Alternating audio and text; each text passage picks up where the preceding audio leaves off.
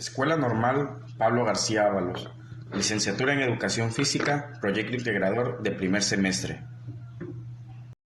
Problemas socioeconómicos y políticos de México. México busca su economía a través de políticas económicas, hacendarias, financieras y comerciales responsables. Se busca incrementar la inversión infraestructura, instrumentar políticas para aumentar el ahorro y permitir mejores recursos en la economía. La economía de México está diversificada, incluyendo industrias de alta tecnología, producción de petróleo, explotación de minerales y manufactura.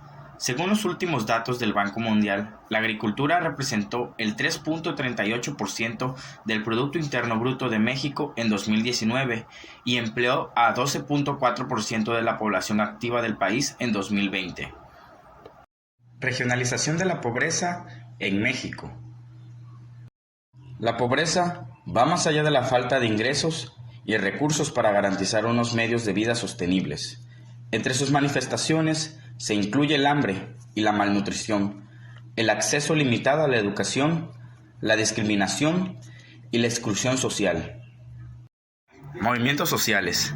Un movimiento social es un grupo de individuos o de organizaciones dedicadas a cuestiones sociopolíticas, de manera coordinada, planificada y sostenida. En el tiempo tiene como finalidad principal algún tipo de cambio social y que se manifiesta en huelgas, protestas y en algunos lugares.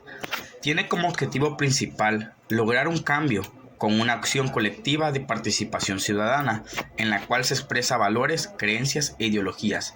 Los movimientos sociales que más importantes en México fueron la Revolución Mexicana, el Movimiento Cristero, el caso de Ayotzinapa y la Manifestación de Sicilia, y entre muchas más. Escuela y comunidad. La observación participante. El observador participante tiene que esforzarse para identificarse con la gente que estudia y al mismo tiempo quedar distante al contexto observado. La posibilidad de contemplar el comportamiento de la gente desde su punto de vista comporta convertir el trabajo de campo en un proceso de socialización para el investigador. Este debe adoptar el papel de aprendiz, como el niño cuya socialización consiste en aprender cómo debe comportarse en su entorno. La observación no participante se caracteriza por llevar a cabo el estudio de la materia u objeto estudiado sin participar con él. La entrevista y la encuesta. La entrevista es una de las técnicas de recolección de datos a través de una conversación directa y a profundidad entre el entrevistador y el encuestado. Tiene el mismo propósito de una encuesta, recolectar información, pero aquí la interacción es uno a uno. Bajo este método, las respuestas se presentan y se responden de manera oral. La entrevista. Una encuesta es un instrumento de investigación que contiene una serie de preguntas junto con las posibles respuestas o preguntas abiertas para que el encuestado conteste con sus propias palabras. Las preguntas se formulan en un orden definido y pueden ser enviadas por correo o aplicadas personalmente a los participantes a través de una encuesta. Se supone que el encuestado debe leer, comprender y dar sus respuestas en el espacio provisto o en base a las opciones de respuestas dadas. La relación entre escuela y comunidad puede concebirse también como un intercambio entre la institución educativa y su contexto. Es decir, la institución se explica, adquiere significación en relación con el medio social en el que se actúa. Ese medio condiciona facilitando o dificultando su accionar cotidiano. En la escuela el contexto está presente en todo momento, demanda de los padres, apoyos de grupos o instituciones locales. Es muy importante comprender que cada uno de los integrantes cumple una función única y diferente dentro del entorno y vida del menor. Todos somos una parte fundamental como padres, maestros y la sociedad. Periodos y etapas del ciclo vital. El desarrollo humano es un proceso evolutivo que continúa durante la vida. Las diversas corrientes han estudiado las etapas evolutivas del ser humano.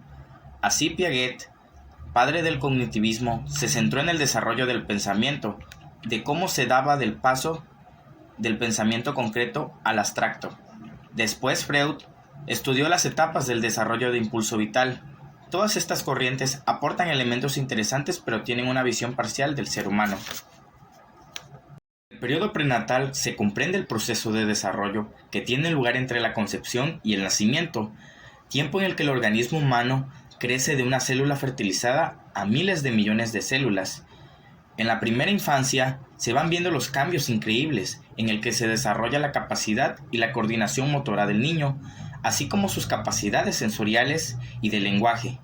En esta etapa, el niño se apega a los miembros de la familia y a otras personas que lo atiendan, aprende a confiar o a desconfiar y a expresar o a reprimir amor y afecto. Etapas de la adolescencia de 11 a 22 años. En la adolescencia abarca desde los 11 años hasta los 21 y se caracteriza por importantes cambios en el cuerpo, el cual crece rápidamente y adquiere las características que tendrá en la adultez. Es el periodo de la transición entre la niñez y la vida adulta, durante el cual acontece la maduración sexual. Empieza el pensamiento de operaciones formales y ocurre la preparación para ingresar al mundo de los adultos. En esta etapa es la formación de una identidad. A medida que buscan una mayor independencia de los padres, también desean un mayor contacto y un sentido de pertenencia y compañía de sus padres. Etapa de la adultez tardía, 65 años en adelante. La vejez es un momento de ajuste, particularmente a los cambios y a las capacidades físicas, las situaciones personales y sociales y las relaciones. Es necesario prestar mayor atención al cuidado de la salud para tener el vigor físico y el bienestar. Las relaciones con los hijos adultos, los nietos y otros parientes adquieren un nuevo significado de felicidad y satisfacción con la vida y un poco de temor a la muerte.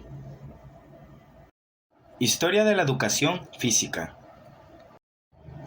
El deporte en la Edad Media. La actividad deportiva en la medieval fue escasa y no es muy conocida. Los deportes y juegos que se practicaban estaban directamente relacionados con la caza y con la guerra. Uno de los juegos importantes en ese apogeo fue los torneos de justas de caballeros medievales, los cuales los caballeros medievales se enfrentaban con la lanza en ristre y el caballo lanzado al galope en los torneos que se realizaban en los castillos de los señores feudales. Otro más importante fue la caza en la Edad Media. La caza fue denominada como deporte de reyes. Estaba muy difundida en Europa y Asia. En otros lugares del mundo se le practicaba por mera subsistencia. Cetrería con halcones. No podemos olvidar la cetrería, una de las actividades de caza preferida por los señores feudales. Actividad física en la época colonial. Durante la época colonial hubo bastante vocación por el juego ante el estilo de vida social que existía, aunque ante las diferencias económicas y sociales que se presentaban, se daban cierta marginación en relación con dicha actividad para algunos sectores de la población, como es el caso de los pueblos indígenas, para quienes existían ciertas prohibiciones en la relación de los juegos.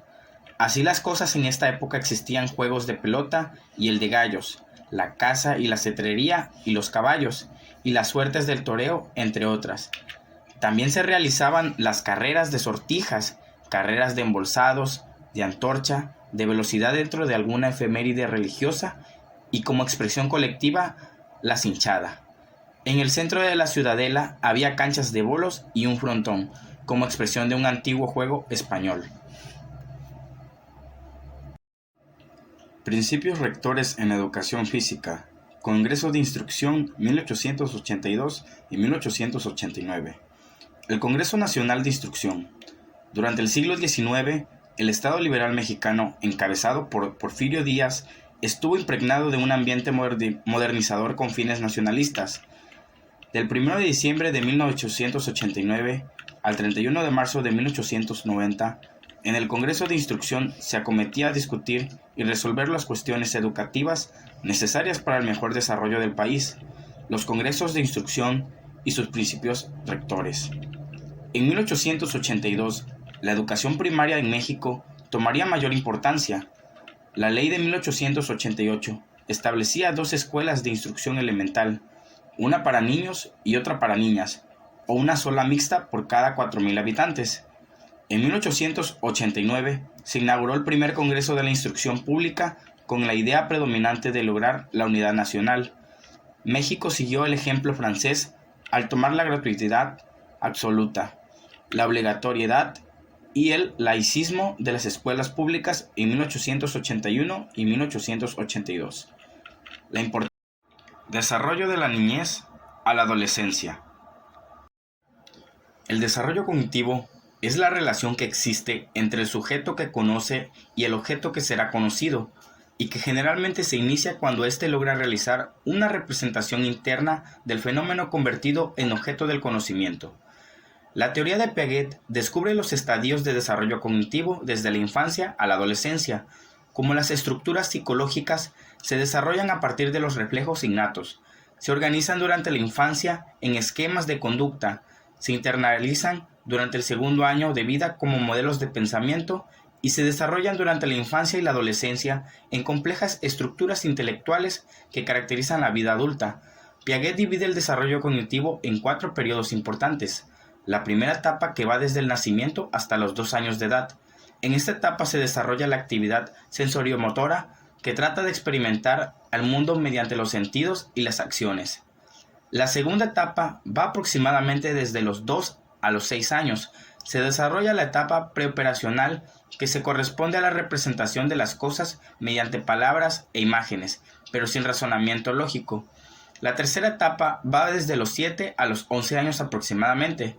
Se desarrollan las operaciones concretas, es decir, desarrollamos el pensamiento lógico de hechos concretos, comprensión de analogías concretas y realización de operaciones aritméticas. La cuarta etapa va desde los 12 años en adelante. Es habitual desarrollar las operaciones formales de razonamiento abstracto. Estas se ven reflejadas en la lógica abstracta y la capacidad de razonamiento moral adulto. Desarrollo cognitivo social de los adolescentes y jóvenes. El desarrollo cognitivo se refiere al desarrollo de la capacidad de pensar y razonar, y en la adolescencia comienza el desarrollo de los procesos de pensamientos más complejos. Es en la adolescencia que se llega a la última etapa del desarrollo cognitivo de Piaget, las operaciones formales. El desarrollo del pensamiento lógico o pensamiento formal se puede dividir en 3 lapsos, de los 12 a 14 años, de los 14 a los 16 años y de los 16 años en adelante. En esta etapa está caracterizada por el desarrollo del pensamiento abstracto, gracias al cual pueden hacer representaciones simbólicas de situaciones y objetos. El pensamiento hipotético deductivo puede desarrollar, comprender y poner a prueba una hipótesis, comprenden el tiempo histórico y el espacio, aumenta su capacidad de considerar distintos puntos de vista según diversos criterios, y tienen como herramienta de resolución de problemas el pensamiento sistemático de relaciones lógicas. Elaborado por Eduardo Antonio González Humano, primer semestre Grupo A. Gracias por la atención prestada.